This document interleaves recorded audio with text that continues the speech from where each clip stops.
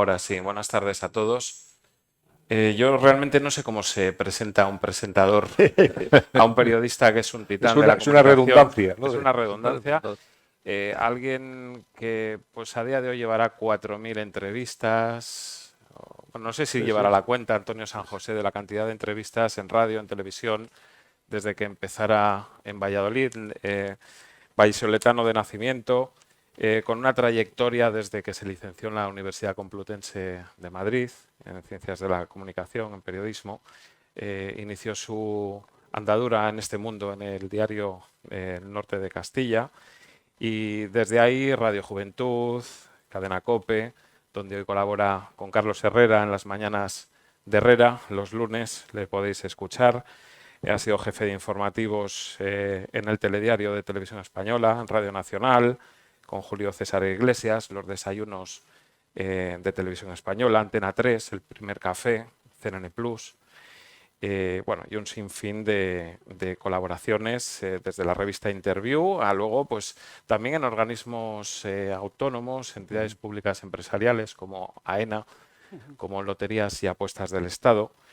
En 2010 fue galardonado con el Premio Salvador de Madariaga que concede la Asociación de Periodistas Europeos. También es autor de 2 libros, La felicidad de las pequeñas cosas y Hoy no me cambio por nadie, que precisamente en Bilbao, hoy hablando con el dueño de un restaurante, que sabía que estaba Antonio San José con nosotros en esta charla y posteriormente en la cena del Club La Tenida, nos lo recordaba, ¿no? Y que era un seguidor, Fernando Canales Echanove, uno de los grandes restauradores de Bilbao y del País Vasco. Bueno, pues a mí me hace especialmente ilusión, ¿no? Porque desde muy joven he seguido la trayectoria profesional de quien para mí ha sido un referente en el mundo del periodismo. Alguien que ha entrevistado personalidades como el Dalai Lama, ¿verdad? Como Rockefeller o como la Madre Teresa de Calcuta, entre muchos otros, ¿no?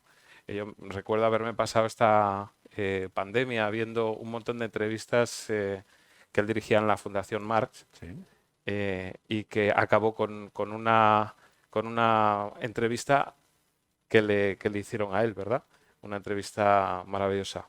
Bueno, pues yo no sé, Gervasio, ¿qué te parece? ¿Cómo podemos empezar con Pues Antonio San José en lo que aquí acostumbramos a que sea un diálogo abierto con el público, que no sea una conferencia encorsetada, ni muchísimo menos, sino que sea pues una actividad dinámica. Podemos empezar con sí, temas de actualidad o podemos bien, empezar con temas más concretos en cuanto a bien. la comunicación. Hay que decir que Antonio además es asesor de una de las grandes empresas de comunicación de este país, también a nivel mundial, como es CREAP. Y bueno, Pues pues yo quiero Gervasio. aparte decir buenas tardes a todos y por supuesto dar la bienvenida a su casa también a Sancho y a Antonio. Pues sí, vamos a entrar en materia. Luego habrá, yo creo que un tiempo, Sancho, si te parece, para algunas preguntas Sí. bueno, pues de las personas que aquí tenemos el gusto que nos acompañen. Bueno, pues entramos en materia con un tema que yo creo que es uno de los grandes problemas que afectan al periodismo y a la comunicación actualmente, yo no solo en España, en el mundo me estoy refiriendo, y es el retroceso en la libertad de expresión debido al control de grandes corporaciones. Es decir, pensábamos que las grandes redes, etcétera, iban a crear una mayor pluralidad, pero sin embargo parece que está generando justo lo contrario. Yo no sé si esta es una percepción particular, que no tienes por qué coincidir, si estás de acuerdo o no. Bueno, pues gracias, Gervasio, gracias, Sancho, y gracias a todos ustedes por asistir. En primer lugar, pues mostrar, y no es simplemente cortesía preparada, sino es muy sincera, mostrar mi satisfacción por estar hoy con ustedes, estar en Santander. Para los de Valladolid, siempre Santander fue el mar de Castilla. Aquí vinimos con 6 años, nos trajeron a ver el mar, por primera vez en el mar, a ver el Sardinero, a ver Noja, a ver Isla, a ver, en fin, Santillana del Mar y a conocer Cantabria. Y la verdad es que siempre guardo muy buenos recuerdos. Aquí he presentado mis 2 libros en Santander en su momento y he hecho programas de radio y por tanto estoy muy unido a la ciudad y me encanta y muy agradecido a esta invitación de hoy. Por ir a la pregunta que tú me hacías, vamos a ver, yo creo que estamos viendo un fenómeno bastante relacionado con la evolución de las empresas y de la economía. Es decir, ahora mismo los medios de comunicación, casi todos ellos son propiedad, los internacionales, de grandes corporaciones. Cuando nosotros estudiamos periodismo, pues el periodismo independiente, ¿no? Se decía periodismo independiente dirigido a la verdad.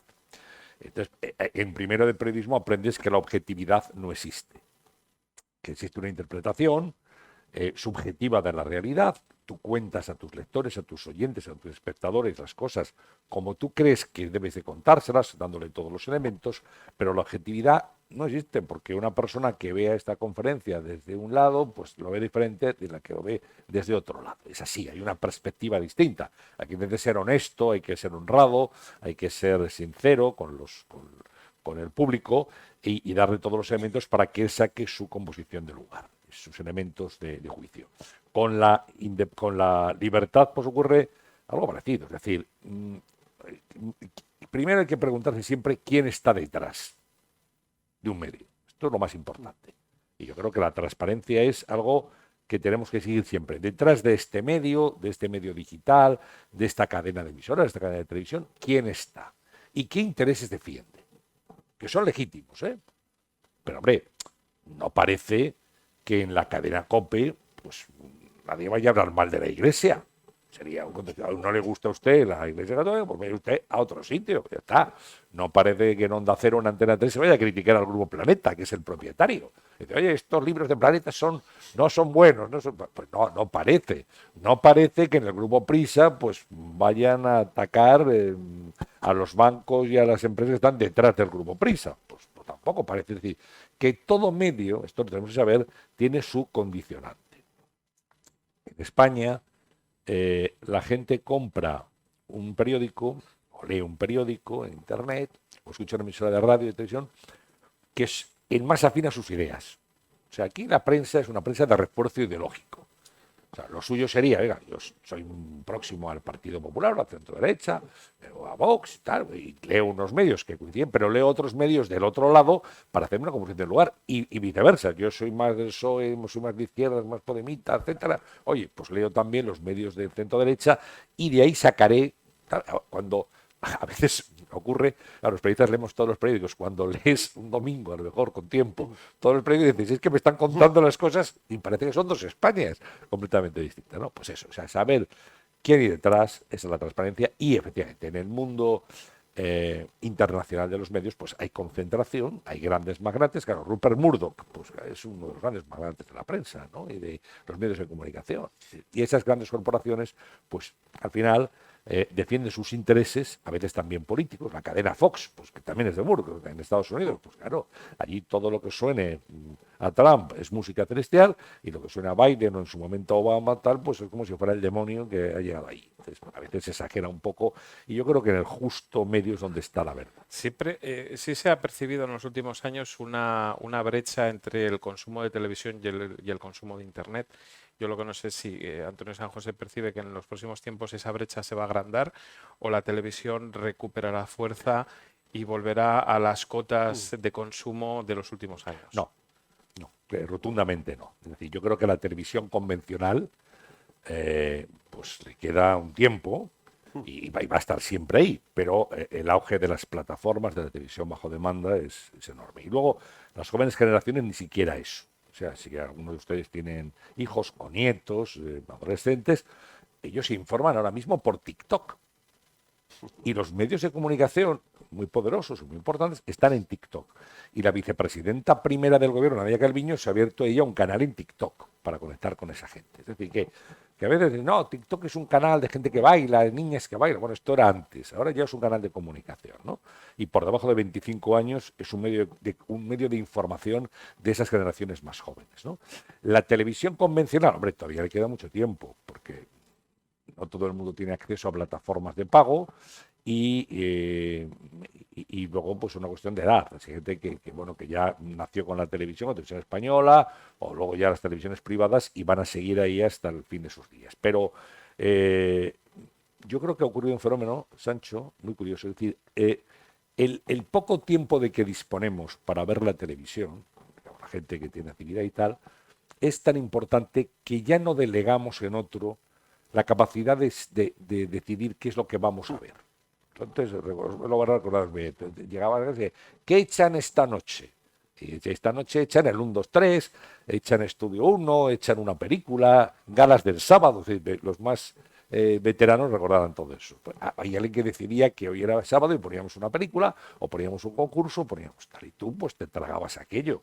Y cuando llegaron las privadas, pues, ¿qué echan? Pues decía, echan, porque, entre comillas, porque era la forma que teníamos todos de, pues en Antena 3 echan, no sé qué, el juego de la Oca, y en otro de Emilio Aragón, y en otro hay un especial de un cantante y tal. Bueno, y ahora tú dices, no, yo llego a mi casa y lo que quiero es primero informarme porque no tengo, durante el día no he tenido, no sé cómo va la moción de censura o tal. Entonces la gente se pone el canal 24 horas, o antes se ponía CNN Plus, que es un canal en el que yo trabajé 12 años, ¿no? Y ponía eso. Y luego, ahora ya quiero, después de estar informado, ahora quiero ver una película. Y yo selecciono qué película quiero ver. O quiero ver una serie, sé qué serie quiero ver, ¿no? Entonces cada vez nos estamos convirtiendo en directores de programación de nuestro ocio. Y por eso yo creo que el auge de las plataformas pues, es imparable, cada vez más. Las generaciones más jóvenes ya ni siquiera plataformas, consumen contenidos audiovisuales, pero ya a través de redes sociales y del móvil, y no ven, la gente joven no se sienta en el televisor del salón de casa como hacíamos nosotros, ahora lo consumen ni siquiera en la tablet, en el móvil, ¿no? Y entonces hay una individualización del ocio y del consumo audiovisual que yo creo que es la tendencia que está marcando el presente y el futuro. Entonces no hablemos ya de la prensa escrita, pero de todas formas en estas plataformas pueden llegar a democratizarse acercándose a lo que es la televisión más convencional o seguirán manteniendo esa distancia con respecto. Es muy curioso, fíjate, la gente que siga Netflix o que siga HBO o que siga Filmin, o las grandes plataformas, Disney Plus, Apple TV, al principio todas ellas daban solo películas y series. Y ahora ves como en Netflix o como en Amazon hay programas, empieza a haber programas concurso, programas de autor, de entretenimiento y tal. ¿Quién nos dice que en el futuro las plataformas de pago, las OTTs, no tengan informativos? O sea, de momento ni se lo plantean, pero el día de mañana puede que lo tengan, porque tener informativos es tener, ¿qué? Un medio de poder. Cuando tú tienes informativos, el poder te mira de otra manera. Ahí tienes una fuerza que sin informativos no tienes, ¿no? A la hora de legislar, de regular, de relacionarte con los gobiernos de turno. Bueno, esto, o sea, yo creo que están mutando, esto es una buena apreciación, y que han pasado de ser un repositorio de series y películas a empezar a producir ya programas de entretenimiento, programas de otro tipo, de entrevistas, con David Letterman, por ejemplo, en Netflix, etcétera. Bueno, y parece que hay una tendencia por ahí, ¿no? Por ese lado un poquito más amplio. Bueno, es una forma también de informar ese tipo de Sí. entrevistas, porque ya sabemos el tipo de entrevistas que se emiten en este programa son ciertamente sesgadas hacia un tipo de Bueno. un perfil, ¿no? Un cierto perfil también de invitado. Pero- es otra forma de informar de otra Sí, manera. pero bueno, yo creo que esa es de la riqueza, la pluralidad, ¿no? Sí. A mí me gusta, yo soy muy de La Sexta y me gustan los programas de La Sexta. Pues muy bien, usted, La Sexta le va a dar una interpretación de la realidad política, económica y social de España con unas gafas. Es que yo, fíjate la inteligencia del grupo A3 Media, que tiene La Sexta y tiene Antena 3. Es que yo no comulgo con La Sexta, yo soy más de Antena 3. Me gusta más Matías Prats, me gusta más Vicente de Ayes, me gusta... Pues tiene usted Antena 3 y son del mismo grupo. Es decir, el que exista pluralidad, el que uno pueda elegir, y mi consejo siempre es, oiga, lean más de un periódico, o sea, en digital, vean más de una cadena de televisión, porque de esa manera tú contrastas y sacas de esa interpretación de realidad, sacas tus propias conclusiones, ¿no? Pero tal, sobre la prensa escrita quería decir una cosa, si me permitís, Sí. ¿no? Cuando decías la prensa escrita, yo soy de los últimos románticos, lo confieso. Y yo leo la prensa en papel y voy los domingos a mi kiosquero, que me quiere mucho, y le compro los periódicos, y los sábados, ¿no? Porque es que el periódico es maravilloso. El periódico, tocar el periódico, leer el periódico, oler el periódico, la tinta. Bueno, algunos son, no sé, ya estamos a lo mejor fuera de la realidad, ¿no? Somos objeto de museo, pero yo eso no lo cambio por nada. Y luego el periódico tiene una cosa muy importante, que es la jerarquización de la información. Internet es como abrir el grifo y la información va a granel. usted entra en cualquier medio, no sé qué, .es o .com, y eres noticias según van llegando. ¡Pum! Es como una montonera de noticias. El periódico no. Ha habido una reunión previa, esto va en primera, esto va en página 3, esto va en página 15, esto va a 3 columnas, a 2, tal. O sea, ha habido una interpretación, te han ordenado el mundo y España para que tú, de un vistazo, puedas saber qué es lo que consideran los periodistas de ese medio más relevante, más importante y qué es menos. Y esto no te lo da Internet. Internet es como, ahí va el grifo, ¿no? Y usted mismo decida. Y todo va igual. Porque lo último, que puede ser una banalidad, es lo que manda en ese momento, ¿no? Y luego ocurre un fenómeno, que lo explico en un minuto, pero que lo van a entender muy bien, que la crisis de la prensa. Los periodistas somos nefastos a la hora de gestionar nuestros medios. Nefastos. O sea, hemos cometido un error del que nos lamentaremos siempre, con Internet. Déjenme que les ponga un ejemplo. Imagínense que aquí en Santander hay un bar, vamos, un bar para no el bar Manolo, vamos a llamarle así, bar Manolo. Bar Manolo da unos productos extraordinarios, qué rabas, qué bocartes, qué cañas más bien tiradas, que, oye, da gusto, ¿no? Ir al bar Manolo. Y claro, tú vas a bar Manolo y lo pagas. Al final, ¿de cuánto cuesta esta fiesta? Traca, y pagas. Pero llega bar Manolo 2, que se pone enfrente del bar Manolo. Y es el mismo bar Manolo con la misma carta. Y ahí, mire, tiene usted las mismas rabas, las mismas cañas bien tiradas, los mismos vinos, pero aquí es gratis. Y entonces la gente empieza a dejar de ir al bar Manolo 1 y va al bar Manolo 2. Coño, pues lo mismo, pero es gratis. Y en bar Manolo 2 ahora dice, y este mes tenemos 1000 clientes. Y el siguiente mes hemos doblado, tenemos 2000 y 3000. Para cambiar eso por usuarios únicos. Tú antes querías leer a Ignacio Camacho, querías leer a Maruja Torres y tenías que pagar por eso. Pagar. Pero de repente en Internet te lo daban gratis. La gente dice, ¿para qué voy a comprar yo el periódico si leo lo mismo, las noticias y a los columnistas y todo lo leo gratis? Entonces era el bar Manolo 2. No. Y hemos crecido en usuarios únicos y hemos doblado los usuarios únicos. Nos estábamos pegando tiros en el pie constantemente. Hasta que un día... claro, ya en bar Manolo, que es el papel, digamos, ya nadie iba, o muy poca gente, y la gente iba al gratis, al bar Manolo 2. Y entonces llegan los directores económicos de las empresas y dicen, esto no puede ser así, porque hacer periodismo es una cosa cara. Los periodistas tenemos una mala costumbre, que nos gusta comer todos los días, y tenemos que pagar colegios y comprarnos ropa y tal. Y entonces hace falta pagar a los periodistas, y hay que pagar periodismo y las agencias, etcétera. Y entonces dice, bueno, pues entonces vamos a empezar a cobrar en el bar Manolo 2. Y la gente dice, para nada, yo he venido aquí, llevo 7 años viniendo gratis al bar Manolo 2 y yo no voy a pagar. ¿Qué desfachatez? Me quieren cobrar ahora. Es los muros de pago. Y los muros de pago en este momento no están funcionando en España. Además, si leen las ofertas de los muros de pago, a veces a mí como periodista se me cae la cara de vergüenza. Por 5 euros te damos 6 meses.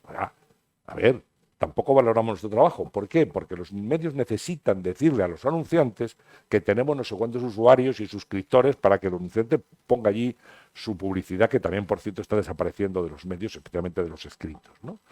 Y entonces nos encontramos con un fenómeno ahora muy complicado. Y entonces la gente se da de alta por los 5 euros 6 meses, luego ya se da de baja, luego tal, se da un mes, otro mes no. Y de momento la prensa, lamentablemente, no ha encontrado en este momento el modelo de negocio que le permita vivir de una manera saneada. Y unos medios más y otros menos, todos tienen problemas, lamentablemente. ¿Por qué? Porque la información es una commodity, la noticia es una commodity, ahora mismo ocurre cualquier cosa, nos enteramos por el móvil, leemos en el móvil, y entonces cuando a los que nos gusta que nos den un poquito más de información y contextualicen y hagan reportajes amplios y tal, que somos una minoría, hay que decirlo, pues por eso seguimos recurriendo al periódico, pero cualquier día nos pondrán en un museo, allí en una vitrina, de los últimos lectores de periódicos de España, ¿no? Pero bueno, les digo lo del bar y todo esto porque algo parecido es lo que ha pasado, y no supimos ver que lo que hacíamos era un disparate. Disparate, y termino ya con esto, a los anunciantes les decíamos, usted es Danone, la Coca-Cola, el Corte Inglés. Oye, tú ponme, a ver, Gervasio, ponme la publicidad en el periódico, y en Internet, no, Internet te la regalo, yo te la regalaba y te la ponía gratis. Y ahora te digo, Gervasio, págame la publicidad de Internet, pero si me la dabas gratis y no valía nada. Claro, y entonces estamos en un fenómeno de modelo de negocio tremendo. Han desaparecido los lectores en los kioscos, la publicidad se retira de los medios, es la tormenta perfecta, crisis de modelo, crisis económica, ¿no? Bueno, pues a ver si conseguimos entre todos entender que el periodismo hay que pagarlo, igual que pagamos otras cosas, ¿no? Antonio, antes has hablado, y he tomado nota por la curiosidad de que estaba mirando en casa, has hablado de TikTok, de las redes, que se produce también otro aspecto, la uniformidad. Volvemos un poco al principio de la información y el control de las personas. Es decir, ahora mismo está declarando en una comisión en el Congreso de Estados Unidos, el presidente de TikTok en Estados Unidos, lo quieren cortar. Quieren cortar. Porque es chino. Porque es chino. Quieren cortarlo. Y tiene hoy mucho estaba, peligro. por eso lo estaba diciendo. Sí. Y dijo los daños que podía causar, etcétera, etcétera. Bueno, esa doble vertiente informativa y de control, ¿no? Que se puede producir. Sí, sí, total. De colonización ideológica. Pero vamos ahora mismo, ¿quién está detrás? Ese es el tema. ¿Por qué no? Porque claro, TikTok, que los chinos, tú das datos, porque no nos estamos dando cuenta, pero tú permanentemente en Internet, para empezar estás dando tu dirección de IP. Y TikTok sabe quién entra, desde dónde entra, o sea, se sabe todo en Internet. Hay una huella desde el minuto 1. Esa información vale dinero, vale mucho. Y piensen que de todos ustedes, hay datos que ni se imaginan. Google tiene datos, y ahora cualquier persona, ahora si preguntáramos a Google, sabe de usted más que su familia, porque sabe qué le gusta, o sea, qué medios van a usar, de derechas o de izquierdas, tal, por lo que consume. Compra libros en Amazon, libros de historia, de filosofía, novela histórica, lo sabemos. Cuando tienen un arrechucho también ven ahí colon irritable y ya sabemos que esa persona tiene tal. O sea, y cuando viajan, sabemos, ya te he sacado un hotel, un viaje, unos billetes de avión, saben dónde van, si compran entradas para un museo, lo saben todo de nosotros. Y esa información, claro, está en las redes sociales. Y no hay otra. Claro, voy a decir, no, pues no den nada, porque al final tenemos que vivir, ¿no? Pero es verdad que la información, por eso, claro, esto en manos de China, oye, van a saber mucho de nosotros, ¿no? Y de los americanos. De ahí la prevención. Clarísimo. Entonces, ¿va a ser TikTok la red social que se imponga en materia informativa o habrá alguna novedad más este año 2023? No lo podemos saber, Sancho. ¿Quién iba a decir que TikTok iba a ser un medio tan poderoso como es? Hace 2 años, los que tengan aquí, insisto, hijos o nietas, sobre todo, era un canal, TikTok era un sitio donde bailaban. Sobre todo chicas muy jovencitas de 14 años que bailaban y hacían un minutito de canciones y tal, era un divertimento. Hoy es un arma de comunicación poderosísima que ha conquistado a los adolescentes de todo el mundo de una manera absoluta, y donde el New York Times tiene canal en TikTok y Washington Post tiene canal en TikTok, y como decía la vicepresidenta del gobierno de España tiene canal en TikTok. ¿Y qué hay de los podcasts? Que es el origen, ¿no? No, esto es TikTok, red social. Los podcasts es otra cosa. Los podcasts son contenidos que permiten escuchar el programa de Carlos Herrera o de Carlos Alsina, de Ángeles Barceló, por la tarde cuando yo salgo a correr o salgo a pasear, entonces yo escucho contenidos de radio, no a la hora que los emiten porque me viene mal, sino cuando yo quiero escucharlos. Eso es una. O dos, a mí me gusta mucho la historia, o me gusta mucho la ciencia, y hay contenidos en plataformas de podcasting que son de ciencia o de historia. Yo me escucho, qué bien esto, un tipo sabe mucho de historia, joder, qué bien me explicó los templarios o me explicó los reyes católicos, y lo escucho. Entonces, son contenidos, el podcast, contenidos de audio para o bien escuchar la radio en otras horas, o bien para escuchar contenidos que no se emiten por radio, pero se hacen especialmente para podcast. Y que ahora quieren cobrar también. Ahora las grandes plataformas, Podimo, tal, o sea, todas estas quieren ahora decir, oiga, 4 euros al mes, 5 euros al mes. Ya, pues claro, monetizar eso es complicado. Es complicado porque tienes que pagar por tener Amazon, por tener Netflix, por escuchar los podcasts, por no sé qué, y claro, 5 euros de aquí, 10 de allá, 9 del otro lado, no sé qué, de Spotify, al final es un capitalito, ¿no? Eso se irá decantando. Pero es un fenómeno que ahora mismo en España está en auge. La gente consume mucho podcast. Afortunadamente, yo me alegro mucho por ello. Y bueno, estamos en una región, en una provincia, y además, siendo de Valladolid también el programa. Y la información regional. Los contenidos más locales, más cercanos, ¿crees que están siendo dejados por precisamente estas grandes corporaciones, el control? Aunque realmente es lo que más nos puede afectar, las cosas cercanas. ¿Tienen hueco los digitales pequeños, los medios de comunicación más modestos, o el futuro de la globalización también va a arrasar con él? Yo fíjate, creo, Gervasio, que el futuro está en eso que llaman los americanos lo globcast, lo global y lo local, ¿no? Al mismo tiempo. Mira, por ejemplo, analizamos la radio. Los que tengan memoria, pues seguro que en Santander, como en Valladolid, como en todos los sitios, las radios locales tenían muchísimas horas de programación local. Y de vez en cuando conectaban en cadena, es decir, daban hora 25 o daban el informativo de las 2 de la tarde, pero era básicamente y tú lo has vivido en la COPE, Sí. El 80%, el 75% era local. Y luego hoy se conecta para el informativo que solo hacía Madrid porque es verdad que tenía más medios y tal. Y tú te dedicabas a informar de Santander en este caso, o de Palencia o de Cuenca, me da igual exactamente, ¿no? Y entonces hubo un momento en el cual las cadenas colonizaron todo y te dejaban desconexiones muy pequeñas. Bueno, ahora mismo casi todo el contenido de la SER, la COPE, Onda Cero, Radio Nacional de España, casi todo el contenido es nacional. Es nacional. La desconexión regional, la desconexión local, 5 minutos, 15 minutos. Bueno, yo creo que eso afortunadamente irá cambiando, irán consiguiendo las emisoras más espacio. Y luego en prensa es un fenómeno muy curioso, es decir, la prensa que mejor resiste en este momento en España es la prensa regional y local. El diario montañés aquí es imbatible, imbatible. O sea, no puedes, los Es que no hay otro. ¿eh? No hay otro. No, por eso, pero no, es que dice la gente, no, yo si voy a Cantabria voy por un medio de tirada nacional. Esto que a mí me hace mucha gracia, tirada nacional, que lo tiran todo, ¿no? Porque no llega. O sea, a ver, aquí es claro que se vende El País, el ABC y El Mundo y periódicos. Pero si quieres realmente ser efectivo, tienes que entrar o en Valladolid, en mi tierra, por el norte de Castilla. Y no hay otra. Y no hay otra. Y entonces, esa prensa regional y local está resistiendo mejor.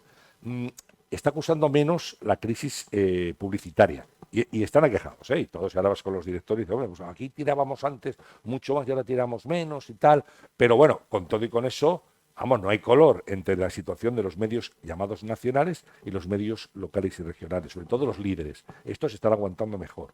Y las televisiones, pues también hubo una eclosión. Aquí todo el mundo montaba una televisión local, acordaos, hace 15 años, 3 ferreteros y un droguero montaron una televisión local y ya está, claro, pero la tele hay que mantenerla muy cara y hay que hacerla bien, ¿no? Concretamente un constructor. Es el, Sí, que, los el perfil de todos. constructor es Bueno, el que pero montaba una empresa. en Murcia, en Levante, aquí, en todos los lados, como montaban una cadena, pensaban que con eso ya, oye, aquí ya ponemos a 3 y ya está. No, la televisión es muy exigente, se lo dice alguien que ha trabajado mucho en el medio, muy exigente, es muy cara y los espectadores no son tontos, y saben distinguir. ¿Acabará la cadena COPE arrebatando el liderazgo a la cadena SER? Pues a ver, yo trabajo, o sea, colaboro en la COPE con Carlos Herrera, pero ya te digo, Carlos Herrera ya es líder en las horas centrales de la radio. A las 6 de la mañana y a las 10 es líder Carlos Herrera, ¿no? Entonces, yo creo que ese sorpaso se puede producir. De hecho, ya ahora mismo, si tú analizas franjas horarias, en el horario de mayor audiencia es Carlos Herrera. Y en deportes ocurre lo mismo con el equipo de tiempo de juego con respecto a otras cadenas, ¿no? Entonces, ese fenómeno yo creo que se va a producir. Y de hecho, ya el comunicador ahora mismo más seguido de España es Carlos Herrera. Esto es así. La información hacia los jóvenes, la audiencia, es decir, el perfil de los medios conocidos, habituales, televisión, incluso radio, cada vez, bueno, pues son personas de más edad. También es verdad porque la población tiene más edad y hay menos jóvenes. Pero ese núcleo poblacional de los jóvenes que están buscando fórmulas alternativas e incluso algo que creo que es peor, que es que no les interesa la información o les interesa una información muy seleccionada que a ellos les afecte directamente. Que este es un hecho muy Sí. curioso. Pero fíjate, hace Bieito Rubido, que Sí. conocéis, es el director del debate, fue muchos años director de ABC, es muy buen amigo mío, y Bieito trabajó en Antena 3 de radio y luego de televisión, con Manolo Martín Farrán, ¿no? Martín Farrán fue un genio, Sí. Lo recordamos todos como era. Y entonces, cuenta Bieito que en una reunión, hacía 25 años, ¿verdad? No, es director, porque estamos preocupados por los jóvenes, porque claro, no siguen los programas, los jóvenes pasan y tal.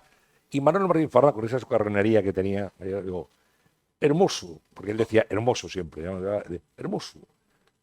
Lo bueno de los jóvenes es que al final se hacen mayores. Y es verdad. O sea, cuando todos teníamos 15, 17, 18 años, pasábamos de la información y tal. Ahora hay un momento que ya, oye, te estableces, tienes tu vida, tienes una hipoteca, ya te interesa la economía, el trabajo, el no sé qué. Y ya por la cuenta que te tiene, te metes en eso que se llama la corriente, el mainstream, ¿no? Bueno, pues eso, o sea, claro, los jóvenes ahora pues consumen información en los medios digitales y en las plataformas y en las redes sociales. Cuando los jóvenes se hagan un poquito mayores, pues ya acudirán a ver la CNN, porque esto es así, ¿no? Esto es imparable, ¿no? Bueno, pues yo creo que nos tenemos que meter también un poco en la actualidad, ¿no? Actualidad política, actualidad social, económica, como ha visto Antonio San José esta maniobra de Vox en cuanto a la moción de censura.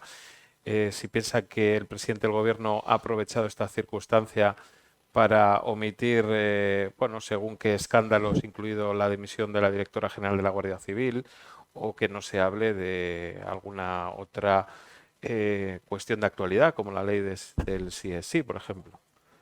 Bueno, a ver, vamos a ¿Ha ver. sido acertada, en primer lugar, Yo, la moción de yo creo censura? que no. Yo creo que no. O sea, por una moción de censura se plantea o bien para ganar, y esto lo hizo Pedro Sánchez y lo planteó bien y la ganó en su momento, o bien se utiliza, como pasó en el año 1980 con Felipe González, para consolidarte como alternativa. O sea, también vuelvo a los más veteranos del lugar, pues Felipe González llevaba el traje de pana, era, bueno, la oposición y tal, pero aquella moción de censura que sabía que no le iba a ganar a Suárez, sabía que no le iba a ganar, le sirvió para que la gente descubriera el liderazgo de Felipe. Dijo, oye, aquí hay un líder, aquí hay una persona preparada para gobernar en cualquier momento. Entonces, o sea, se planteó con un sentido. Plantear una moción de censura con Ramón Tamames, persona que yo respeto mucho y que además conocí cuando era primer teniente de alcalde del Ayuntamiento de Madrid, y en fin, pues yo creo que estaba condenada a pasar lo que ha pasado. Y he de decir una cosa, y lo digo de verdad, a mí Tamames me ha sorprendido para bien. Yo esperaba que iba a estar peor, y ha tenido momentos de lucidez, y ha dicho cosas que no son para reírse, ha dicho cosas muy sensatas, recuperando el espíritu de la transición. Él, que venía del Partido Comunista de España, de Carrillo, de la Pasionaria, se entendió con Suárez, que venía de la Falange. Y aquella España se supo entender porque había que hacerlo después de la muerte de Franco. Había que tener la democracia, impulsada por el rey emérito, por cierto, que tendrá sus cosas, pero aquí en un momento pues dio el do de pecho y respaldó la democracia. Y ese ejemplo ya no se ha vuelto a dar. Ahora todos, si no piensas como yo, eres un fascista, y si no, no sé qué, y tú eres un rojo. A ver, yo creo que ese espíritu de consenso se ha perdido y es una pena. Entonces yo creo que la moción de censura, claro, si tú estás 2 días, bueno, 2 días y los previos con la moción de censura, pues ya no hablas de Tito Berni, ya no hablas de la Guardia Civil, ya no hablas de nada de esto, ¿no? Porque la información es un foco. Tú pones el foco aquí, lo pones allí, pero si yo el foco lo pongo aquí, dejo a oscuras esta zona. Si lo pongo aquí, dejo esta otra. Entonces, depende cómo mueves el foco, ¿no? Y bueno, pues ha sido lo previsible. Una moción se ha votado, ha salido que no. ¿A quién beneficia la moción de censura? Dicen, pues beneficia al presidente. Bueno, estuvo 1 hora 40 minutos respondiendo a Tamames, que le decía, pero no, ya no lea más el tocho ese que tiene y tal.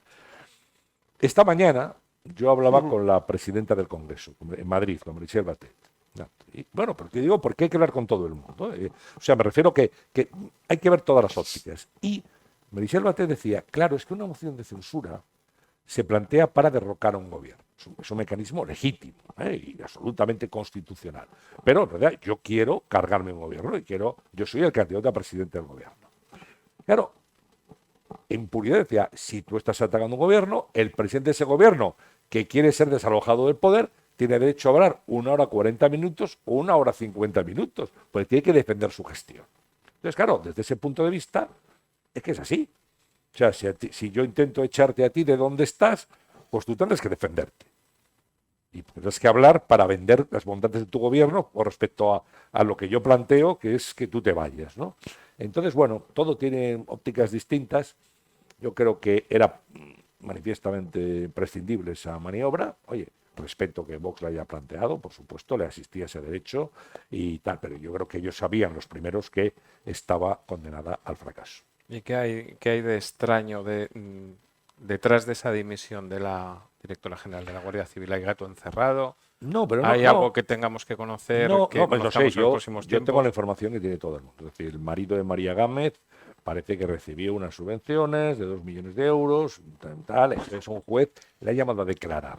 Vamos a ver, y yo quiero decir una cosa, yo creo que a veces en la prensa, y hago una autocrítica como periodista, hemos puesto el listón muy alto. Y a ti mañana te va a declarar un juez y ya estás estigmatizado, ya eres culpable de algo. Pues yo no sé, tendrá que decidir el juez, tomar la declaración, saber si es responsable de algo o no.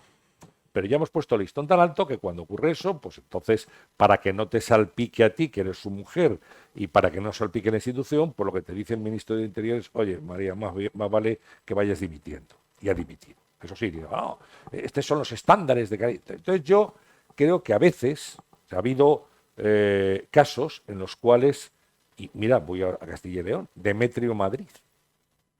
Demetrio Madrid, la que le montaron era presidente de Castilla y León en los años 80. Le dijeron de todo, le fue a juicio, no sé, estuvo años, en el ostracismo. Y al cabo del tiempo, la justicia otra cosa no, pero lenta en España es muy lenta. Bueno, este señor no ha hecho nada, es absolutamente inocente. Pero ya no estaba de presidente y ya su nombre había sido mancillado por todos los lados. Entonces yo creo que deberíamos de respetar más la presunción de inocencia en todos los casos, en todos. Como hoy en España tú seas político y un juez te llame a declarar, así me voy a declarar, venga usted, porque yo, oiga, que quiero preguntar unas cosas, ya estás, algo habrá hecho, culpable. Y no, que era la figura del imputado, ¿no? Que ahora es la figura del investigado. Del Eso investigado. fue- Bueno, pero claro, porque dijeron, quitamos imputado porque suena como imputado. Tú eres abogado y lo conoces esto muy bien. No, bueno, pero un juez te puede investigar. Yo tengo aquí un caso, pues, que vengan, a ver, venga usted y usted, venga, que les voy a tomar declaración. Y si ese juez, después de tomarte declaración, toma medidas cautelares, toma no sé qué, ya te procesa, ya es otra cosa. Pero de momento eso no significa que seas culpable. Pero en España, todos nosotros que han llamado a declarar a alguien, ¡uy! Culpable. Bueno, en este caso ha sido por ser además mujer de, que claro, Bueno, ya, pero lo que pasa es que claro, si ponemos ese rasero lo ponemos claro, para pero todo el mundo, tendrá ¿no? sociedades gananciales y no sé qué, y ese dinero, y qué fue, y si compraron, tal. Bueno, estas cosas. ¿Y quién tiene más culpa de ese rasero de haber establecido esa cota, los políticos o la prensa? Pues yo creo que los dos. Los políticos cuando hablan del partido contrario, ponen el listón, vamos, aquí cualquier cosa ya está culpable. Y la corrupción, por ejemplo, hemos visto casos de corrupción, ha ido por barrios. Aquí el único que no se corrompe es aquel que no toca nunca el poder. Pero cuando tocas el poder corrompe y el poder absoluto corrompe absolutamente, ¿no? Y decía Lord Acton, pues es algo parecido, ¿no? Entonces yo creo que, a ver, hay indicios de que la prensa tiene que seguirlo y tal, pero en general, deberíamos de ser un poquito más escrupulosos, a mi juicio, con la presunción de inocencia. Porque, insisto, como mañana Gervasio dice un juez, oye, pásate por aquí y te vas a declaración. Uy, Gervasio, lo que habrá hecho. No ha hecho nada, es un ciudadano, juez, bueno, pues nada, ha sido un placer, y le saluda y se va. Pero ya para la opinión pública queda estigmatizado. Yo creo que eso también tenemos que serenar un poquito el debate, creo, porque luego si no es así, ¿qué pasa? ¿Quién te restituye el honor perdido, Sancho? O sea, destruir una honorabilidad es facilísimo, facilísimo. En un día te destruyen. ¿Y cómo recuperas esa honorabilidad después? Es muy difícil, pensémoslo. Sí, hay casos como el de Lucía Figara en Madrid, por ejemplo. Bueno, Lucía Figara lo ha pasado muy mal. Lucía Figara era consejera de Esperanza Aguirre, de Educación. Ha estado años y años y años, ¿no? Tuvo que dejar, por supuesto, sus actividades políticas, dejó de ir a las tertulias y tal. Y ahora ya, ayer o antes de ayer, como bueno, ya está, García Castellón, carpetazo, no hay nada. Joder, pero lo mal que lo ha pasado, ¿qué? O Rita Barberá. Es un caso bien triste, una mujer que murió sola en Madrid, en fin, terribles circunstancias, le habían regalado un bolso, no sé qué. Bueno, yo no creo honestamente que Rita Barberá fuera una corrupta. O los trajes de Camps, que llevamos ya no por No, no el sé. último que le queda. Bueno, o sea, es decir, que tenemos que ser todos, yo creo, o sea, en esto un poquito más fríos, por supuesto. Si la justicia encuentra algo y alguien le empitonan, oye, no hay piedad para los malvados, cruz y raya. Pero hasta entonces debemos, creo, debemos de mantener esa presunción de inocencia que a veces nos soltamos todos a la torera. Los políticos, cuando hablan de los otros partidos que no son los suyos, y los periodistas también, algunos periodistas. A veces los árboles no nos dejan ver el bosque. Hay un tema que preocupa y no me extraña que a veces no seamos muy conscientes de ellos, porque bastante tenemos con ir salvando los bases de cada día. Pero hoy tenemos a Francia paralizada totalmente y se anuncia el día 28 una gran huelga en Alemania por primera vez en 15 años. Se va a paralizar Alemania. ¿Están las democracias europeas desgastadas? ¿Necesitan resetearlos? Algo está pasando. No creo que estamos, porque estamos en los temas locales, en nuestra vida diaria de la que estamos hablando, pero yo creo que el tema es muy profundo. El tema de las pensiones en Francia no es solo el tema de las pensiones, viene de atrás, una vulneración y la vulneración de derechos durante la pandemia, que fue horroroso en Francia, etcétera, etcétera. Este es un tema para estar preocupado, para observar desde tu experiencia, Antonio. ¿Qué piensas? Yo pienso, es una opinión personal, periodista, por tanto lo digo, hay gente que puede no estar de acuerdo. Yo pienso que se han devaluado mucho los liderazgos, en general, en la política. O sea, Churchill ya no encuentras, Adenauers no los encuentras, De Gaulle no los encuentras, y podemos seguir. Angela Merkel, por decir a alguien más reciente, tampoco lo encuentra, pero se ha ido a su casa. Ahora que ves el Reino Unido, ves a Boris Johnson y tal, ¿cómo es posible que este sujeto haya sido el primer ministro del Reino Unido? O sea, es que al final hemos visto, ¿cómo? Degenerando, como lo civil, degenerando, ¿no? Bueno, pues esto yo creo que se ha devaluado. Y entonces eso se nota. Es decir, cuando antes se reunían los líderes mundiales, se reunían unas personalidades indiscutibles con una gran fortaleza, con un gran poder y con una gran formación. Hoy, pues ves a presidentes de algunos sitios donde dices, Dios mío de mi vida, mejor no conocerlo. Decía Joaquín Garrigues cuando era ministro de Suárez, fue ministro de Obras Públicas, y decía, tenía mucha gracia, Joaquín Garrigues murió en los años 80, yo era un joven periodista, decía, si la gente supiera cómo son los consejos de ministros, los aeropuertos estarían todos llenos de gente cogiendo aviones para marcharse de España, ¿no?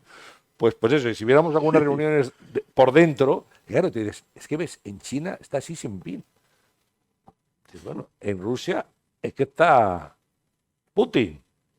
En Estados Unidos, con todo respeto, está Joe Biden, que es un anciano venerable.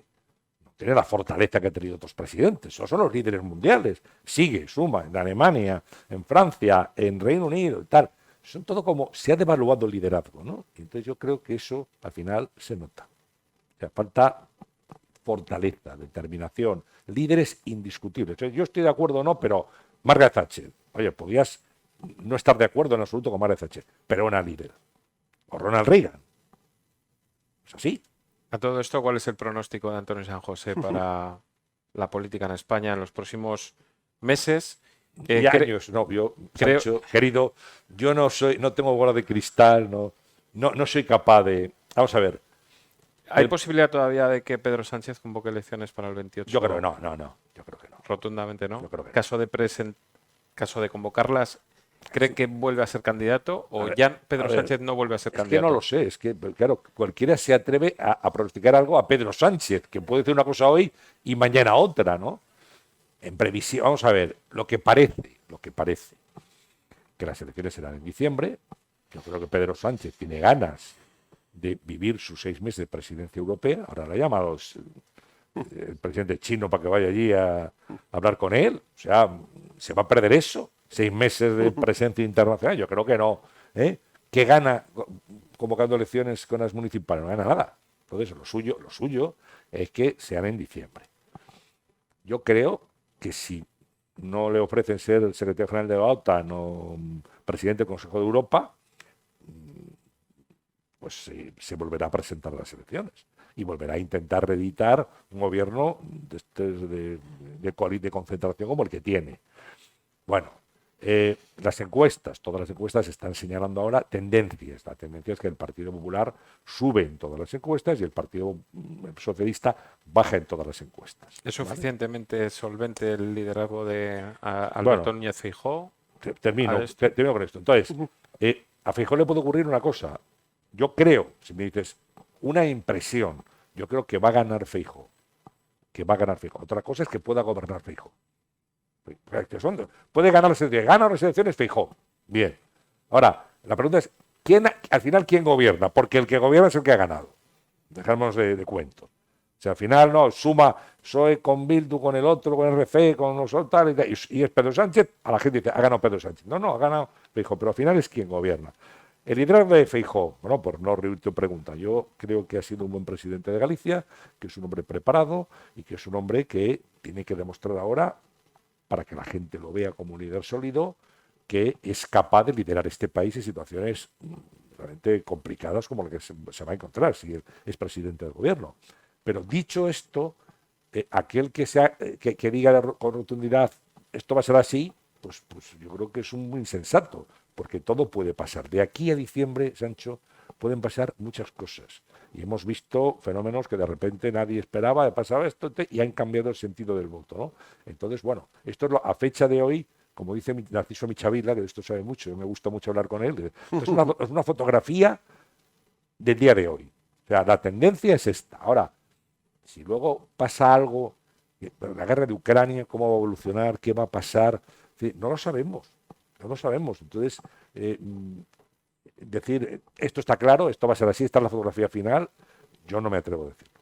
Porque falta todavía tiempo y yo puedo señalar tendencias y ver lo que puede ocurrir, pero no pronosticar porque no es un ejercicio responsable, ¿no?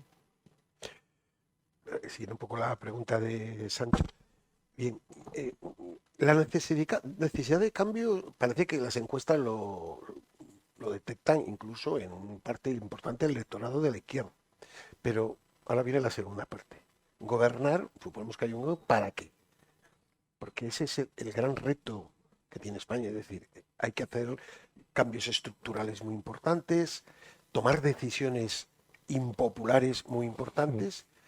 Entonces, el gobierno que sea No, puede tener esa capacidad. Es decir, porque a veces digo, bueno, gobernar sí, bien, pero para gobernar, para decir sí a todo, pues iríamos en ese declive. Quiero decir, en un país que necesita... es que una cosa, esa es la cuestión. Gervasio, una cosa es predicar y otra es dar Por eso. trigo.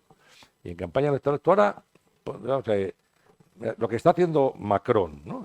en Francia, dice, bueno, la edad de jubilación subirla a los 64 años, ahora se jubilan a los 62, se jubilaban a los 60, hace nada, ¿eh? Hace nada. Y claro, dice, bueno, es que si tú estás gobernando tienes que tomar decisiones, que algunas no son muy populares y te incendian la calle. O sea, lo que le tocó hacer a Rajoy cuando llegó, después de la crisis que echó a Zapatero del poder, pues no fue, oiga, ¿qué decimos? Que vamos a subir los impuestos, pero coño, si estabas diciendo en la campaña que los ibas a bajar, pero es que, y lo explica, dice, que no tenía otra. Yo digo, vamos a bajar los impuestos, pues llegas ahí, te llega Montoro, te llega Luis de Guindos, te dice, presidente, que nos vamos a la bancarrota, que esto no tienes, hay que subir los impuestos. ¿Cómo el PP, que había hecho campaña de bajar los impuestos, lo sube? Por responsabilidad. Entonces, decir a todo el mundo que subimos las pensiones, qué bien, vamos a no sé, oye, pues eres el más simpático de damos una paga y hacemos no sé qué. Pero llega a Europa y dice, oiga, tiene usted un déficit que no se lo puede permitir. ¿Y quién es el que le pone el cascabel al gato? Es el problema. Y yo, el PP en la oposición, el aborto lo vamos a derogar. ¿Lo derogó Aznar cuando ganó? ¿A que no? El divorcio, ¿a que no lo tocó? O sea, el PP se ha opuesto a muchas cosas que luego no ha tocado y viceversa. Y esto es así, o sea, que es que llegas al poder y de repente dice, si yo fuera Feijóo, y dice, ahora, mira, voy a bajar las pensiones, voy a hacer no sé qué, ¿para qué? O sea, pues pásame a mi casa, ¿no? O sea, hay que tomar decisiones a veces impopulares, pero hay que también dosificarlas para no crear un caos social que no te permita respirar en el país. Entonces es una tarea complicada. Ahora, también hay que preguntarse, que es otra cosa, los líderes políticos y tal, ¿quién quiere dedicarse a la política? Es una pregunta que yo hago. Vamos a ver, cualquiera de vosotros, Gervasio, Sancho, no, pero imaginaos que yo soy presidente del gobierno, mañana, vamos a fantasear. Y digo, hombre, pues Sancho es un tipo, joder, con muchas relaciones, un buen profesional, conoce la jurisprudencia, es un tipo muy válido. Gervasio lo mismo, es un periodista de toda la vida, conoce y tal. Bueno, y yo os llamo, y digo, oye, yo he pensado que vengáis aquí a mi gobierno y que, hombre, que le deis al país algo de lo que vosotros pues habéis también tomado parte durante muchos años, ya habéis trabajado, ya habéis ganado dinero, ya no sé qué, ahora venimos aquí. Y entonces yo digo, primero os convenzo, hacerlo por vuestro país. Bueno, el sueldo de ministro, como aquí otra cosa, es otra demagogia, nadie se atreve a tocar el sueldo de ministro, porque habrá que subirlo, porque gana menos que el director de una sucursal bancaria. Bueno, el sueldo es este, pero aquí no vienes a hacerte rico. Bueno, ahora vas a poner en un portal de transparencia, vas a poner los dos, todo lo que tenéis. Todo lo que tenéis. ¿Qué casa tenéis? Si tenéis una segunda vivienda, qué coche tienes, cuánto tienes en la cuenta corriente, dónde estás invertido, tú, tu mujer, tu familia. Todo eso para que todos los españoles podamos verlo y criticar. Pues este tiene un coche no sé qué, pues tiene una casa en Noja, pues tiene, joder, fíjate cómo vive, ¿no? Y tal. Bueno. Después, habéis sido profesionales respetados y respetables en vuestros campos de actuación. Ahora vais a ir allí y cualquier periodista, cualquier digital os va a llamar de todo, va a salir un diputado ahí con rastas y una sandalia de deciros que sois lo peor y no sé qué, os van a poner a parir. Y cuando vais a un restaurante os van a chillar y decir, cuidado con las carteras, que viene Sancho, que viene Gervasio, ¿no? Esto ocurre. Vale, y luego cuando ya os echen del gobierno, porque ya hay un cambio, esto de echar y tal, sois incompatibles con todo 2 años y no podéis trabajar en nada relacionado con lo vuestro 2 años. ¿Y qué me contestáis? Oye, Antonio, eres un tipo estupendo, pero mejor llama a otros que nosotros seguimos con lo nuestro. ¿Quién quiere ser político en España? El que no puede ser otra cosa. Y por eso tenemos uno que no... O sea, yo digo, primera exigencia para un político, por favor, que venga cotizado de casa. Y tú ves a la UCD, primeros gobiernos de Felipe González, tal, y la gente venía cotizada de casa. Un abogado, o abogado del Estado, era o no sé qué, o estaba en una empresa y tal. Venían a la política, trabajaban, el día que cesaban, volvían a su actividad. Mucha gente del gobierno actual y de otros dice, ¿y dónde van? ¿Y dónde van? Pues se tienen que agarrar como sea. Porque claro, ese es el problema. También nosotros hemos devaluado como país y como ciudadanos la labor de los políticos. Ahora es el pim pam pum. El deporte nacional es tirar contra los políticos. Todos son unos golfos, unos sinvergüenzas, unos mangantes. Ya, si hacemos eso, ¿quién va a querer ser político? Insisto, el que no tenga oficio ni beneficio, no puede ser otra cosa, se dedica a la política. Mientras esté aquí me da una paguita todos los meses y ya voy tirando. Hombre, pero no tenemos a los mejores. Entonces, también esa denigración de la clase política creo que no es positiva para la democracia, desde mi humilde punto de vista. ¿Y cómo se puede restablecer? Porque esa es la pregunta. Pues es complicado, Sánchez. Aquí estamos acostumbrados a nivel local, a nivel autonómico, a ver candidatos que mienten sobre su formación académica, Claro, sí. que no han cotizado la seguridad social, que no tienen vida laboral, que no han sido empleados por cuenta ajena ni por cuenta propia, que no han cotizado.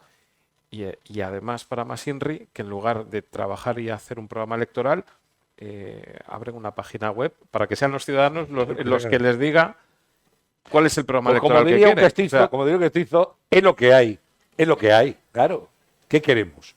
O sea, eso tampoco se puede castigar. No, pero yo creo que habría creo, es otra reflexión, pero estas son cosas que aquí no se va a producir. O sea, habría que dignificar la actividad política y hacerla atractiva para que los mejores, gente buena, que hay, y todos conocemos, gente estupenda, oye, mira, dedica 4 años a tu país. ¿Un mínimo de cotización podría ser una forma de dignificar la política?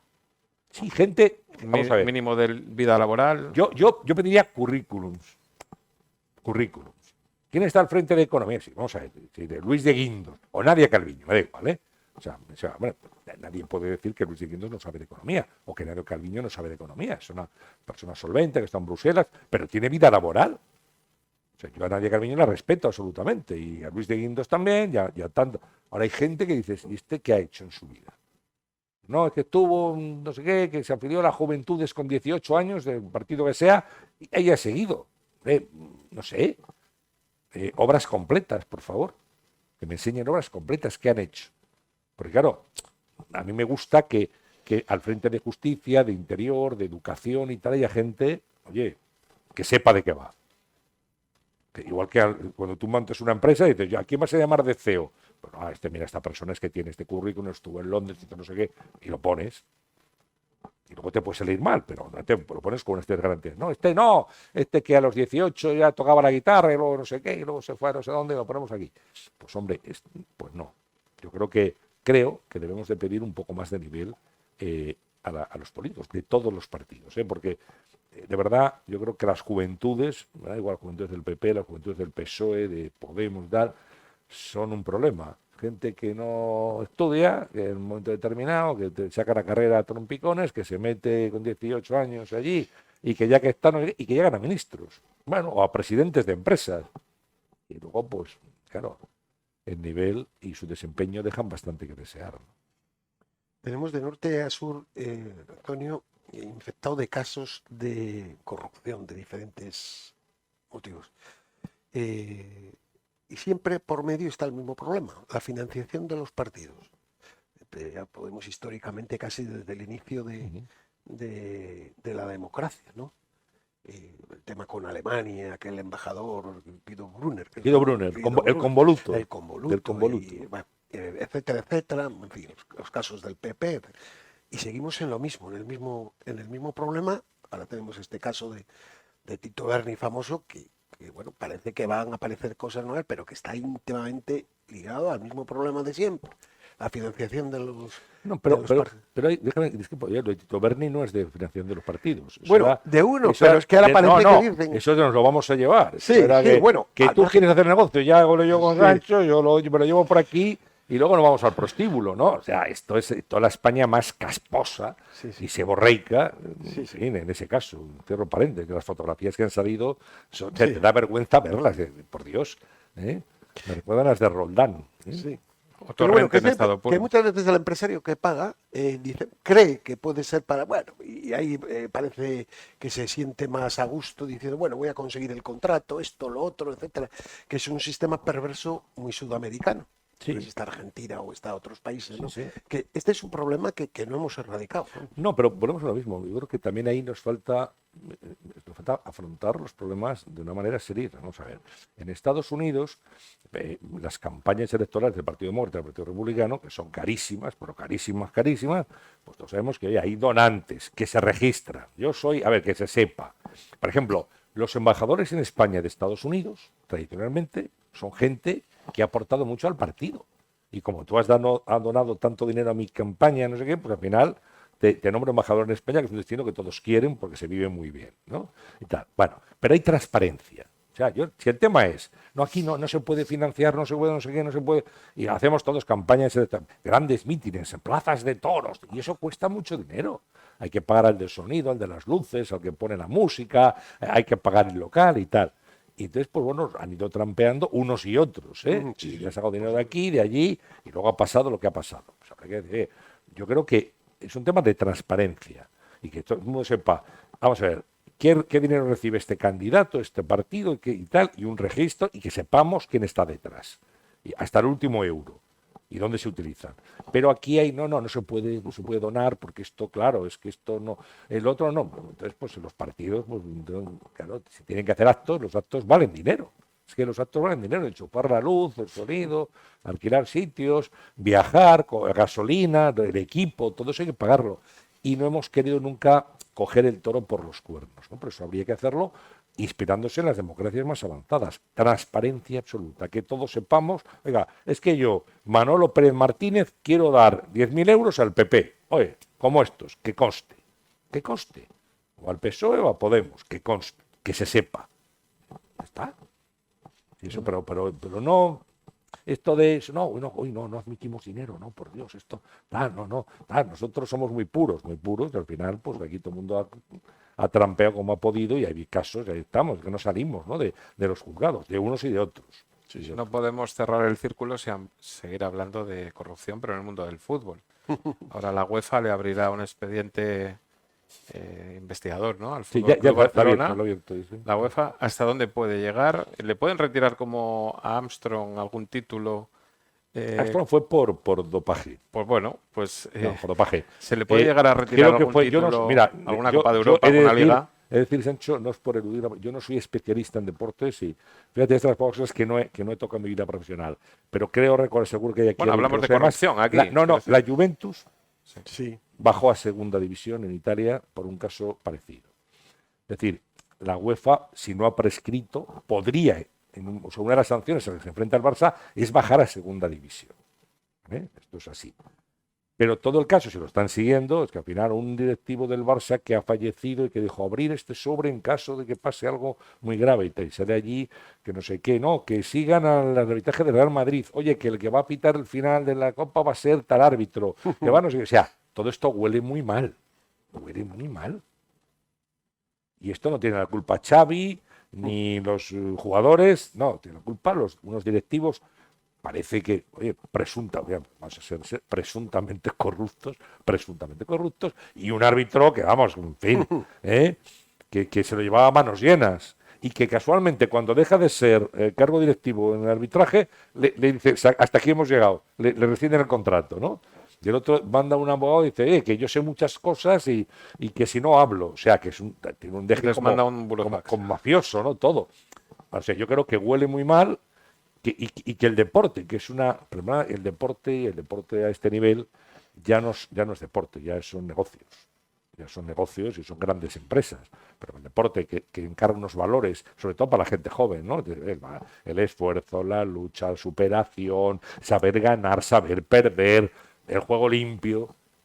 Embarrarlo de esta manera es muy triste, ¿no? Es muy triste.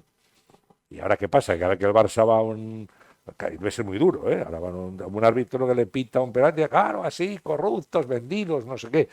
O sea, claro, estas cosas al final pasan factura. Bueno, yo no sé si ya pasadas hora y pico de diálogo y de tertulia con Antonio San José, es el momento en el que alguno de los presentes pues quiera formularle alguna cuestión a nuestro invitado de esta tarde o plantear alguna reflexión que le pueda Zacarías. Que sean fáciles, por favor. Pues sí, va a ser muy, muy fácil. Yo soy de la prensa casi desde que nací. Leo el periódico todos los días y escucho la radio todos los días. A ti también, a los contertulios, varío unos y otros. Pero mi pregunta es, como periodistas y como español, ¿por qué cuando se habla de América, yo soy un cántabro americano, he ido allá, acá, aquí estoy, ¿por qué de América, cuando se habla de América, solamente como sucesos? Y América, nuestra Hispanoamérica, yo he vivido muchos años y mi familia, 6 hermanos de mi madre, mi padre en Cuba, muchos años, yo, mis hermanos, nietos, tengo hijos nacidos allí. O sea, nada más que hay sucesos. Cogemos la prensa de hoy, el diario Montañés, que leo todos los días, o la COPE, que también la he escuchado esta mañana, como todos los días, y otras, ¿no? De Hispanoamérica hay muchas cosas buenas que yo creo que también habría que tenerlas en cuenta porque son las Españas y allí nos quieren. Sí, pues, allí nos quieren. Eso que dicen que allí no nos quieren, en Hispanoamérica nos quieren. Y nosotros debemos corresponder a ese cariño con el mismo amor y si es más posible, pues más. Pues no puedo estar más de acuerdo con usted y en lo que a mí respecta y a mis compañeros luego tomamos nota y no. América Latina, Hispanoamérica sale en los medios por muchas cosas, ¿eh? A veces son sucesos y otras son noticias más serias, ¿no? Yo le digo desde la cordialidad más absoluta que no comparto esa apreciación de que solo salen por sucesos, pero dicho esto, le tomo nota de lo que ha dicho usted y en lo que a mí respecta y a mis compañeros de tertulia y cuando yo pueda, pues desde luego recordaré lo que me dicen porque es una tremenda verdad y es una gran justicia hacer caso de algo, una realidad política, social y económica que está tan ligada a nuestra cultura y a nuestra historia. Muchas gracias.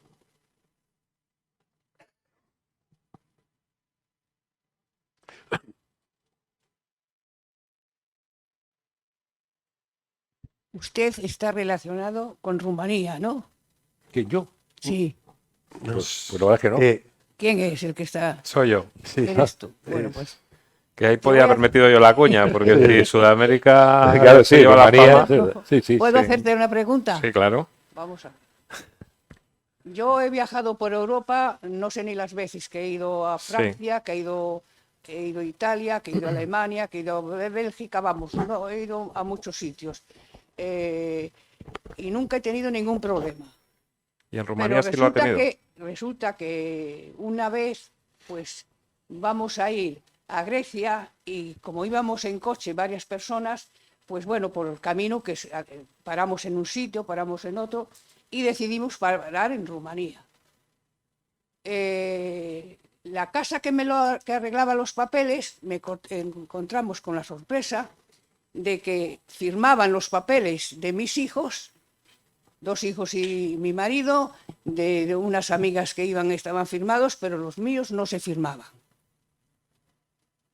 Y no se firmaron, no pudimos ir a Rumanía. ¿Pero en qué año fue esto? Bueno, ahora te hablo algo hace 25 años. Claro, así. no estábamos en la Unión Claro, Europea entonces- todavía. Sí, no, pero escucha porque lo que han hecho los demás. Sí. Entonces, yo exactamente no lo sé cuando eso, pero resulta, no paramos ni para allá ni a la vuelta. Después, posteriormente, he ido a los países, yo supuse que era porque yo había sido candidata o se hablaba de que era candidata de la derecha, aquí para Santander, capital. Entonces yo después he ido a Vietnam, he ido a China, he ido a Rusia, he ido a Cuba y a mí nadie me ha puesto obstáculos para entrar en los países. Pues ahora tiene hasta un avión que no le vamos a poner ningún problema, que en 2 horas y media y por 20 euros está en Bucarest desde Santander. Ya Con se el puede. DNI, solo con el DNI. Con el DNI. Solo con el DNI. Bueno, pues vale, muchas Y gracias. cuando quiera le recibimos en el consulado y le resolvemos cualquier duda que tenga. Si se quita la espinita de no haber ido a Sí. Rumanía, ya. Nada, pues ahora más fácil que ahora imposible. Claro.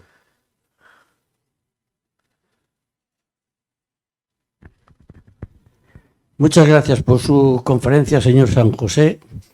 Muy bueno, muy bueno. El libro de Hoy no me cambio por nadie.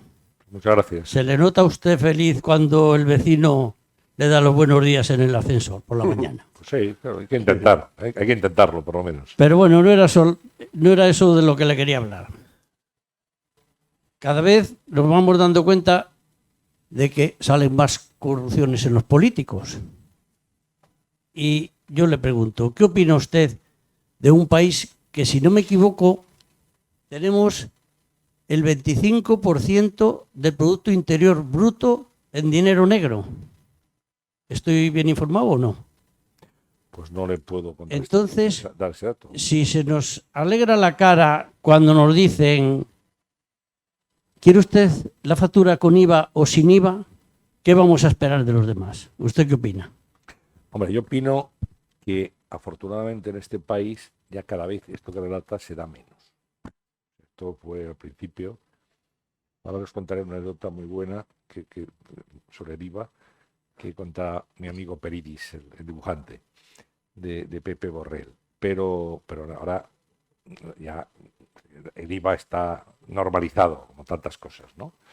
La corrupción es una lacra que afecta a todas las democracias y creo que hay que ser muy tajantes, muy implacables con la corrupción y con todo aquello que implique, sobre todo, la malversación de dinero público, porque a todos nos cuesta, digámoslo claramente, nos cuesta pagar impuestos, a nadie le gusta, pero al final, oye, si de lo que yo gano una parte va para educación, para sanidad, para carreteras, para hacer el AVE, para que venga el AVE a Cantabria de una vez, en fin, que ya toca, ¿no? Etcétera, bueno, pues doy mi dinero por bien empleado. Si lo que se lo llevan es para, en fin, este tipo de corrupteras y tal, pues como ciudadano me enfado mucho y me siento estafado, ¿no? Yo creo que hay que ser implacables contra la corrupción, totalmente. Y luego, también una cosa, fijaos, antes había mucha gente que en un bar o tal presumía, pues me he hecho Madrid-Alicante en 3 horas y cuarto. Y la gente decía, mira, qué machote, qué tío, que tengo un coche 3 horas y cuarto, qué grande eres, Pepe. Hoy en día, eso ya no se trata. ¿Qué le dicen los amigos? Tú eres un suicida y eres un imbécil y estás poniendo en peligro la vida, no ya la tuya, sino la de mucha gente que va en la carretera. Por tanto, ya no presumas de eso. Y con esto ocurre lo mismo. Entonces, yo no pago impuestos, me tengo un amigo que no sé qué, que me pone, que meto y tal. Mira, qué grande, qué listo eres. Estafa. No, te estaba estafando a ti, entre otros. Entonces ya presumir de no pagar impuestos o de hacer trampas en los impuestos ya empieza a ser algo, en fin, mal visto. Y yo me alegro mucho de eso. La anécdota que esto es real, ¿no? José Borrell fue el actual responsable de Relaciones Exteriores de la Unión Europea, fue en sus comienzos alcalde de Majadahonda y después fue secretario de Estado, si lo recuerdan, de Hacienda, cuando Lola Flores y todo aquello, ¿no? Entonces fue el secretario de Estado de Hacienda de Felipe González que le tocó poner el IVA. Entonces vivía en Majadahonda, en una urbanización, en una casa de vecinos, y se estropeó, y era presidente de la comunidad en ese momento. Entonces, es que se ha estropeado la caldera de calefacción. Bueno, pues nada, que la arregle, ¿no? Entonces allí vino el fontanero y tal, y estaba Cipriano, Cipriano era el portero de la finca, ¿no? Y entonces está arreglando el tal, y tenía, bueno, que ya está. Entonces, bueno, que venga el presidente para firmar el pago y tal. Y le dice el fontanero, bueno, esto que se lo hago, ¿con IVA o sin IVA? Entonces, el portero, Cipriano, que era muy listo, y que dijo, coño, que este es el secretario de Hacienda, que esto no.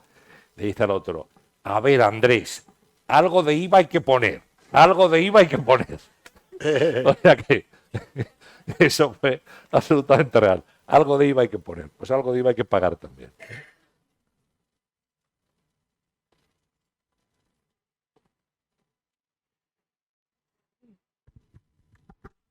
Buenas tardes. Buenas tardes. Agradecerle su presencia, pero yo quería comentarle que esto que usted comenta de que a los políticos se les exige, vamos, que son víctimas en alguna medida, que nadie quiere ser y que se les exige total transparencia, eso en la realidad no se está produciendo. Tenemos múltiples casos. Ahora ha ocurrido este caso reciente de la directora de la Guardia Civil, pero creo que se ha producido porque viene detrás de muchísimos incidentes previos.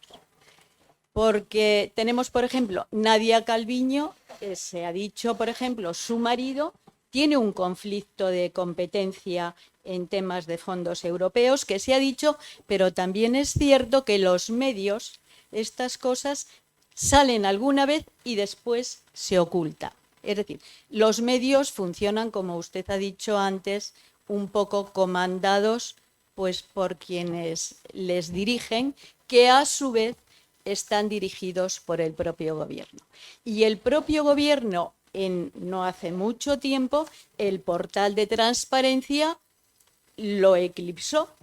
Es decir, que realmente el tema de transparencia y el evitar la corrupción, porque los medios de difusión lo digan, o los que llevan el poder respondan a ello, eso no es cierto, en absoluto, no estoy de acuerdo. No sé, pues me parece muy bien, yo sí. soy muy respetuoso con todas las opiniones, pero estar de acuerdo. Yo no estoy de acuerdo. Hay muchos casos en ese sentido. Sí, pero yo no estoy de acuerdo. Quiero decir, por ejemplo, Ábalos también tuvo unos incidentes. Y ya no es ministro. Pero mucho tiempo después, no entonces. No sé, vamos a ver.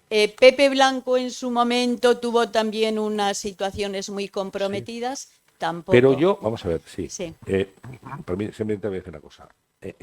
No es solamente que se habló, se dijo, tal.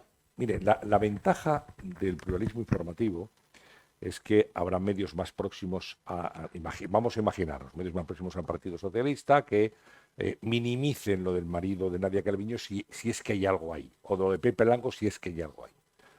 Bien, pero es que hay otros medios que no, que van a sacar el aguijón como puedan para resaltar eso. Es la ventaja del pluralismo. O sea, no que todos los medios están detrás del gobierno, no. Esto es una generalización que no es cierta y que no podemos decirlo. Ni este gobierno, ni los anteriores, ni el que venga. Habrá medios más próximos al gobierno y medios que están muy contra el gobierno. Como cuando gane Feijóo tendrá medios muy contra su gobierno y tendrá medios que sean más favorables a él. Yo en esto soy muy respetuoso con la separación de poderes, poder ejecutivo, legislativo, judicial y el cuarto poder, que es la prensa. Si hay algo, o sea, que se dijo que fulanito tuvo una cosa, que tenía lo otro y tal. Oiga, si lo ha visto un juez y un juez no ha dicho que este señor es culpable y que lo manda a la cárcel o que tal, no sé qué, yo en esto no voy a ser más que un juez. Me da igual unos u otros. O sea, que tenemos que atenernos a los hechos. Y insisto, yo vuelvo a decir, transparencia fundamental en los políticos, en todos. Y luego pluralismo informativo, que haya muchas voces, que haya muchos medios de un lado, de otro y tal, porque eso nos garantiza que ningún caso de corrupción o ninguna cuestión de estas va a quedar impune. O sea, porque a uno les interesará supuesto, que yo creo que no, porque al final un periodista, sea lo que sea, oye, arrea estopa y si tiene un caso de corrupción lo va a sacar esté donde esté. Pero el que haya otros que estén en contra de ese político, de ese gobierno, pues al final, oye, consigue que la verdad salga a la luz. Y afortunadamente en este país se hacen buenos casos de periodismo y ha salido esto del Barça, como ha salido lo de tantas cosas, y va saliendo todo, y los seres de Andalucía y tal, y al final, oye, la prensa tiene ese, digamos, ese poder y por muchos años, ¿no? Por eso es importante que una democracia cuente con unos medios de comunicación sólidos, tal, y plurales, que estén en todos los aspectos ideológicos. Queda una última pregunta y sí que luego me gustaría meter una Muy bien. cuña antes de finalizar. Adelante. Muy buenas tardes. Buenas tardes. Bueno, estoy de acuerdo con usted en cuanto a que la figura, digamos, de los políticos pues está un tanto denostada y que se les debiera de reconocer pues por sus currículum, por su valía y asignar una retribución en función de ello para conseguir que estén en la política verdaderos profesionales con experiencia y no como en los últimos tiempos pues todos estamos viendo. Pero bueno, esto no era lo que yo quería comentarle, sino que desde mi punto de vista como empresario y como persona vinculada al mundo de la educación superior durante toda mi vida, he hecho en falta que desde los medios de comunicación y las personas bueno, pues que están en ellos, se ensalce en cierta manera la figura del empresario. Sí que verdaderamente en este país la figura del empresario está absolutamente denostada y más en los últimos años y en los últimos tiempos. Sí que es cierto también que tenemos un papel importante los educadores, que a veces no se, desde las escuelas, desde los centros de educación superior, etcétera, pues no se fomenta en la medida o en su justa medida pues la figura del emprendedor, la figura del empresario y normalmente se suele recoger pues los casos cuando hay algún problema, en fin, o algún conflicto, pero no la labor tan importante que el empresario viene llevando a cabo pues día tras día, generando riqueza, puestos de trabajo, contribuyendo con los impuestos de una forma para ese estado de bienestar, etcétera, ¿no? Y ya digo, he hecho en falta muchas veces que, sobre todo cuando hay estos ataques por parte del gobierno o algunos miembros de ese gobierno, que en los medios de comunicación se ensalce en cierta manera, o por lo menos se reconozca la labor, ya digo, del empresario, que no solamente el empresario tiene que ser esa persona que tiene a 50 trabajadores, 500 o 5.000, sino incluso de estas personas que hacen una apuesta tan importante cada día para abrir su persiana para ese comercio que tiene 2 personas trabajando o para ese autónomo profesional y que bueno, pues también en los últimos tiempos son las personas que más están sufriendo y donde hay ayudas y pagas, etcétera, para otros muchos colectivos, pero realmente para ese profesional, para ese empresario o esa pyme o pequeña empresa, pues normalmente no hay nada. Lo que hay es un palo tras otro cada día. Entonces, es un poco, ¿no?, esa reflexión en el sentido de que yo creo que ustedes, los que están en los medios de comunicación cada día, debiera también de hacer una defensa un poco más activa del empresario, del emprendedor, etc. Muchas gracias. Muchas gracias por su reflexión. Yo estoy completamente de acuerdo. Es decir, si alguien arriesga su dinero, monta un negocio, crea puestos de trabajo y contribuye a la riqueza del país, merece todo el respeto y toda la admiración y todo el apoyo. Efectivamente, a los grandes empresarios, como usted dice, y el que tiene una pequeña tienda dando trabajo a 4 o 5 personas, 4 o 5 familias que dependen de él. Yo no puedo estar más en desacuerdo cuando se dice desde el gobierno que fulanito es un capitalista despiadado. O cuando, porque claro, es Juan Roch, Mercadona, señor, yo lo dije, como lo dije en la radio, repito lo que dije en la COPE aquel día. O sea, por eso digo, lo que no estoy de acuerdo es que no se les defienda. Ese día salimos todos como lobos, es decir, Juan Roch, cuando una mujer está embarazada de 7 meses, ya la manda a casa para que el tramo final de su embarazo lo tenga tranquila. Cuando podía estar hasta el mismo día, no, vete y yo te lo pago. Cuando a los 2 meses de trabajar en un Mercadona, ya se compromete a colocarte en el Mercadona más cercano a tu domicilio. Los sueldos de Mercadona han subido por encima de la inflación este año. Cuida a sus trabajadores. Están encantados con él. Capitalista despiadado. Me parece tremendamente injusto. O Mancio Ortega, que el dinero que tiene se lo podía gastar en irse a Hawái a beber whisky. Y si no me dice, no, voy a comprar máquinas de cáncer, máquinas para tratar el cáncer. Y dice desde algunos sectores del gobierno, no queremos caridad. No, bueno, la sanidad pública, bueno, pero si a la sanidad pública tú le inyectas máquinas y le inyectas material que puede salvar vidas, que le digan eso a una persona que su hijo o su padre o su madre se salvó gracias a esa máquina comprada por Amancio Ortega. Me parece injustísimo. Me parece más cosa de modé, antigua, esto de criticar a los empresarios. Y es el único país que conocemos en España donde una persona que tiene éxito y dinero es sospechosa. Que hay que ser pobre de solemnidad para que te aplaudan, ¿no? Oiga, señor, ha arriesgado su dinero, ha montado una industria, ha dado trabajo y ahora mismo se gana muy bien la vida, pues ole sus narices, pues muy bien. De eso se trata, ese es el ejemplo a seguir. El de los emprendedores, en vez de no digáis empresarios, decir emprendedores, porque empresarios suena a esto que dicen, no, la chistera y el puro, y tal. Parece que estamos en la España de los 30, ¿no?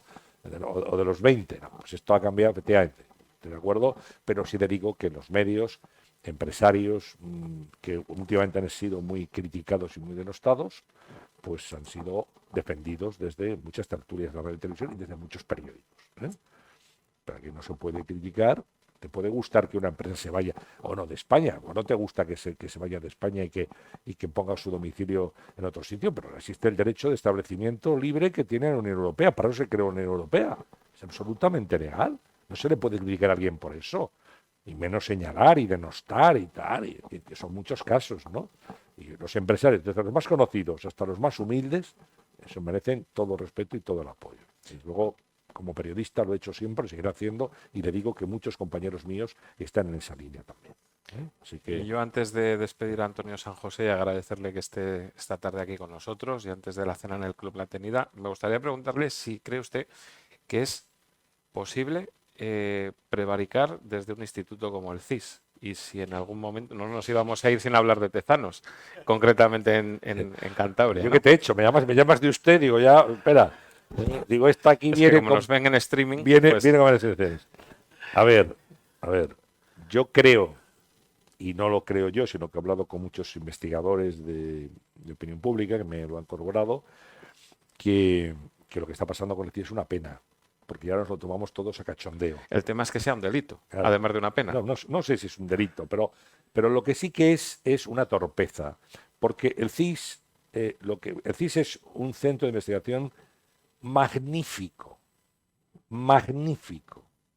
que tiene unos fondos impresionantes, que cualquier investigador que quiera saber cómo era España hace 20, 30, 40 años, tiene ahí un tesoro documental, encuestas de todo tipo, no solo políticas, encuestas que tienen que ver con comportamientos, con estados de opinión, con religión, con muchísimas cosas, ¿no? Economía, por tanto, eso no se puede malbaratar. Lo que ha hecho este equipo del CIS de cambiar la serie, los métodos, porque esto, claro, lo que hace es invalidar los estudios a partir de ese cambio. Tú no puedes medir peras con manzanas, o todo manzanas o todo peras. Lo que se ha hecho es cambiarlo. Y luego ya demostrado la realidad, no las encuestas, la realidad, que muchas predicciones que hacía el CIS de Tezanos luego no se han cumplido en las urnas, ¿no? Por mucho que diga que va a ganar siempre el Partido Socialista y Sánchez por no sé cuántos puntos O sea, que eso más. muchas veces pueden ser motores de opinión, pero que utilizando dinero público... Pero yo no creo que valgan para nada. Es que, voy a segunda parte, ¿y de qué vale?